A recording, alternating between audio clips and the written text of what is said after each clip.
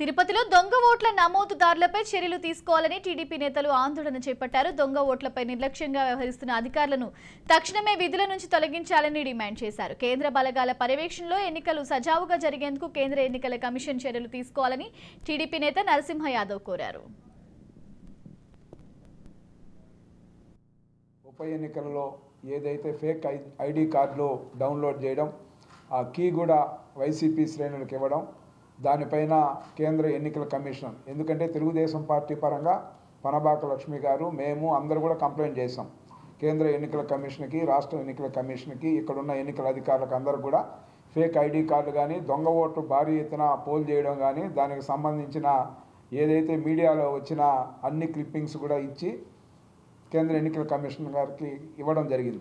ఈ యొక్క పార్లమెంటు పరిధిలోని 7 నియోజకవర్గాల ప్రజలందరూ కూడా ఇదే కోరుకుంటా ఉన్నారు. ఈరోజు ఎన్నికలన్నీ కూడా అక్రమంగా అన్యాయంగా జరిగింది, ఆ విధంగా గెలిచారని ఎంక్వైరీ చేయడం జరిగింది.